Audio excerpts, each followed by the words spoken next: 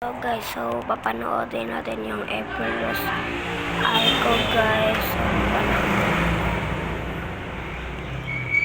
Papanoodin natin. Sa mga hindi nakakaalam, ang Bini ay isang girl group na nabuo noong 2019 sa Star Hunt Academy.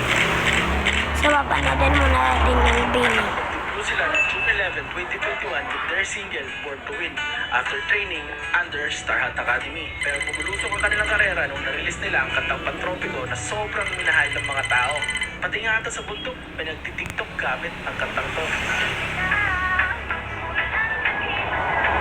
Kasi sino ba naman ang hindi mabibighani sa mga cute na mukha at Ako sa kanilang mga tutukurin music to video, mga ang kabebek ko. ay meron ng 8 members. Aya, Colette, Maloy, Gwen, Stacy, Joanna, Sheena, at syempre, The best ko sa Bini ay si hindi si Mika, si Stacy at si Milo at si Gwen.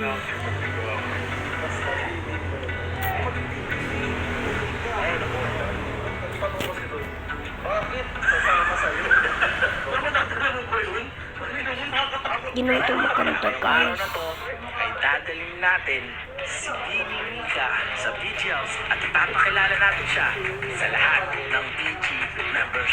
So guys, nandito na tayo at susunduin na natin si Bini Mika. Kasama natin si Balong. So tara, bigyan na natin. Ang totoo lang, pupuntahan niyo si Bini Mika. Patunayan niyo kayo ako. At syempre, gusto ko makita niyo yung reaction ni Balong. Nakita niyo na si Mika. Ayusin ko lang muna, alam. Wala kasi Mika ako, pwede pa. Ikaw talaga, nakatingin sa akin. Hindi ka na makita si Bini Mika? Oo, eto, si Bini Mika guys. Tanggalin mo. Hindi naman yan totoo.